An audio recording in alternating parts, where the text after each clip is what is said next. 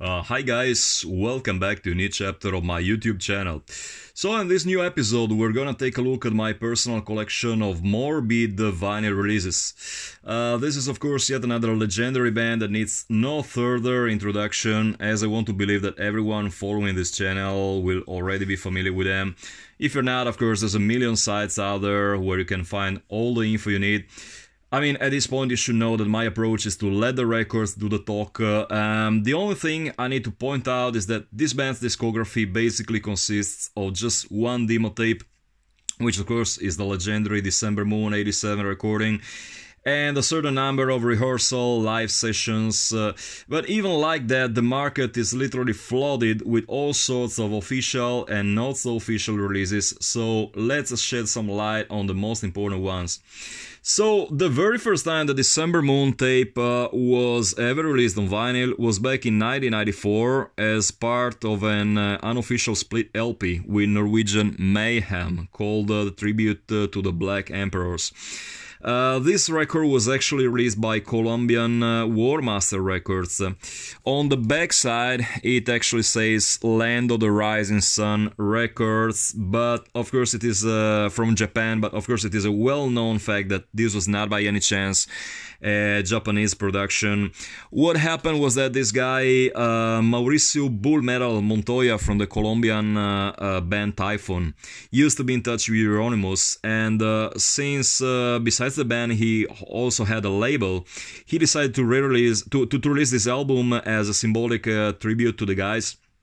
Of course, he used this trick in order to avoid possible legal problems with the other members of the bands, but in the underground everyone was well aware of who was behind this LP.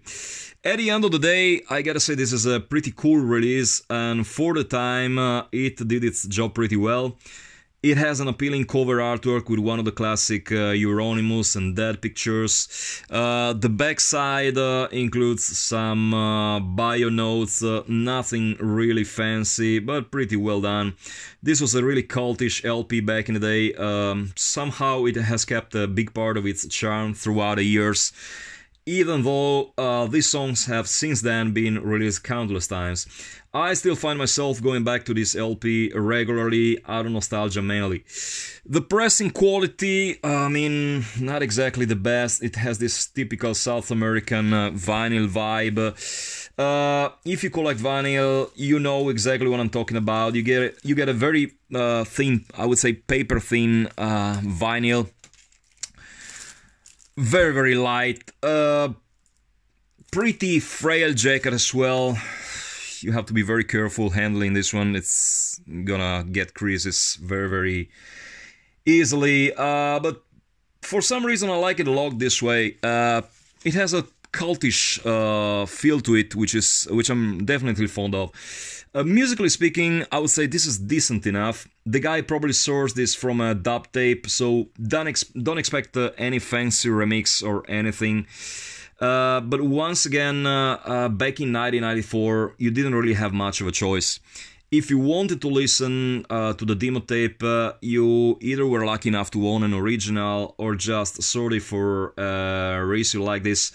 And for the time, this was pretty much the best option you had. And I would say it still looks cool enough 25 years later.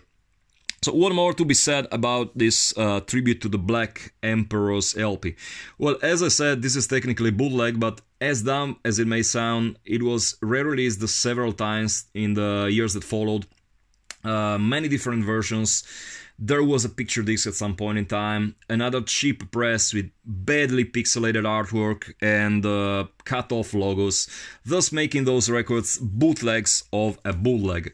This is the very first 94 press. If you're looking for one, be extremely careful that it looks exactly like the one you're seeing right now.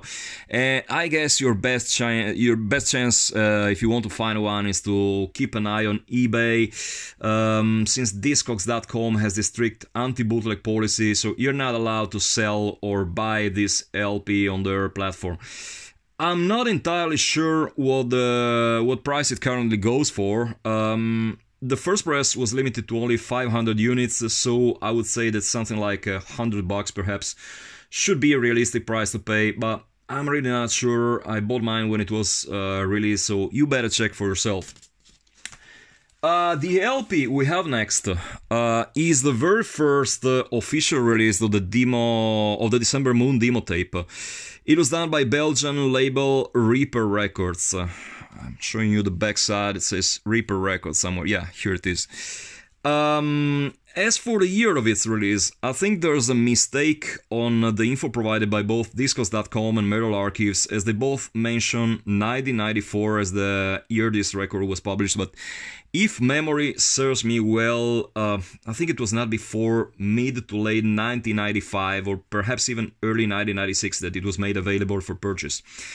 I bought mine upon release and I'm quite positive that's the correct year of release.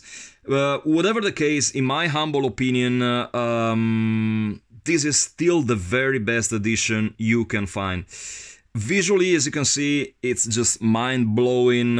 It has this really superb cover artwork done by Belgian artist Chris Verwimp.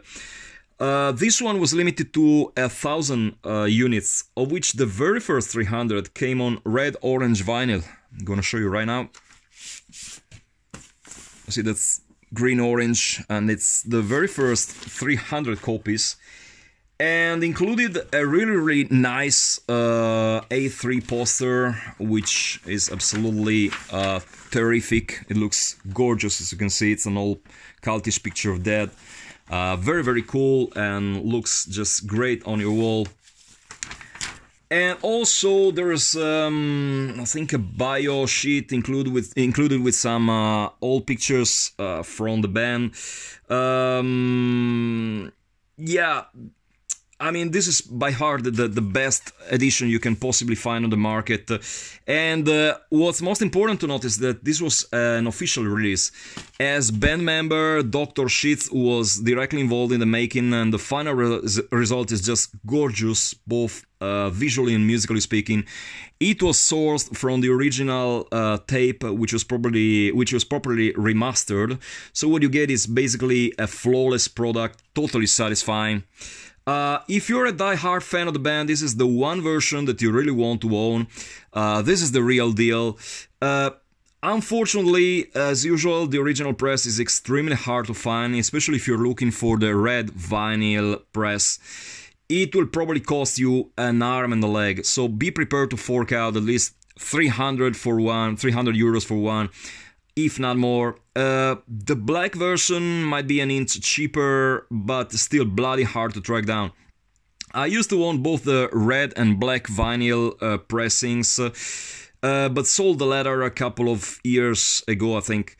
To make things worse, some Greek moron a few years ago made a counterfeit black vinyl press of this LP, which looks almost identical to the original press. It's really extremely hard to tell the original from the bootlegs from the pics. So once again, guys, be very careful if you're purchasing this. If possible, make sure to buy it off someone who got it first-hand in the 90s. Otherwise, you might end up spending big money for a bootleg, and of course, you don't want that to happen. So, moving on to the next LP, what we have here is a bootleg release. This is the Live in Stockholm LP. This one originally came out in 2000 as a CD-only release by, once again, Reaper Records. So this is the original CD press, which was limited to, I believe, 500 copies. Bottom line, Reaper Records couldn't afford printing a vinyl version, or just didn't want to release it. Can't really remember. Whatever the reason, in 2005, some bootlegger from, I believe, Sweden, it's mentioned as Hell Slaughter Records, came up with this edition, which I would say looks and sounds okay, but from a few details you can tell that this is not an official product. It's fairly well made, don't get me wrong here, but if you look carefully enough, you will see that the front picture is slightly blurry. Obviously they must have used the scan of the CD cover to make this. Layout-wise, this is very basic, only the track list and a couple of notes. It's limited to 500 hand number copies according to the back sleeve, but very, very basic. I mean, there's no insert whatsoever, just plain black vinyl. As I said before, this is not a terrible pressing. I've seen far worse bootlegs around. This is a competent version, but as a vinyl lover, I would have liked it if they included an insert of some sort, or at least a proper inner sleeve. So, I mean, I really hope that somebody will one day officially re-release this one as a standalone LP with its own cover, because it looks really, really cool, and it deserves to be reissued as an official product. So, I mean, the good news, one more thing about it is that the good news is that this is not a particularly rare LP. If you really want one, you can still find it on eBay for about 30, maybe 35 euro, which isn't a bad price when all things are considered. What we have next is the Death Execution Picture 7 inches EP. This is yet another official release published by Reaper Records in 2001. It's limited to 300 copies. On Discogs.com it is mentioned as limited to 200 copies, but it is not. It is 300 copies. It's a mistake. Whoever provided with the info should spend some time and just correct it, because it is not the correct limitation. This is 300 copies.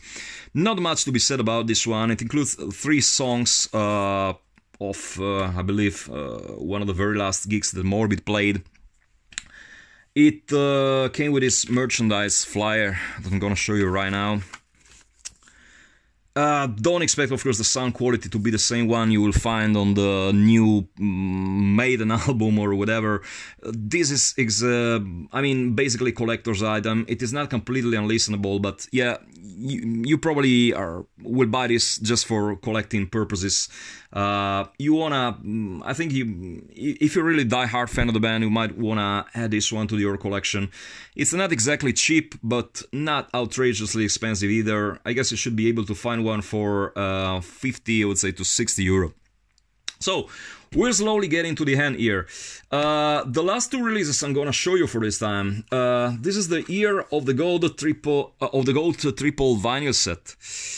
This was released in 2011 by Century Media Records, and basically includes every Morbid recording in existence combined into one big compilation, which is of course a very, very cool thing to own, especially if you don't want to spend big bucks for those sold out releases that we just saw.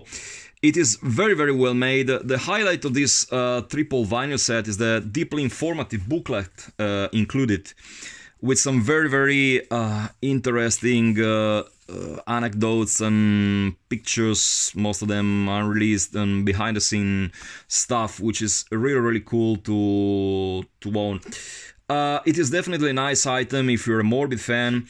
That being said, I gotta say that obviously this is a little bit of a commercial move on Central Media's side. I mean, obviously Central Media saw that there was some quick money to be made on an operation like this. You can tell there's a big company behind this, and while that's of course a nice thing, it somehow lacks the underground feel of the other releases I showed you. But then again, I'm really being nitpicking here. It's definitely a great release, which I would certainly recommend. So, the very last record in my Morbid collection is the Ancient Morbidity 12 inches extended play, which came out in 2010. It was originally sold with the very last issue of Metallion Slayer magazine. It includes 3 songs from different live and rehearsal sessions, and the highlight of this record is that at the end of side B, you get a short spoken piece of Dead reciting some text. I'm not sure if it's an invocation of some sort, whatever. It's literally just a few seconds, but it's still cool in a way. So if you're a fan of the band, of course this is something you want to add to your own collection. So what else to be said concerning Morbid vinyl releases? As I said, there's literally a plethora of bootlegs out there. Most of them really cheap in terms of quality. The ones I showed you in this video are the ones that are worth owning, in my humble opinion. There are 2 more records that I'm gonna spend a couple of words about. One is the Death Execution LP, which the American label Holocaust Records released in 1995.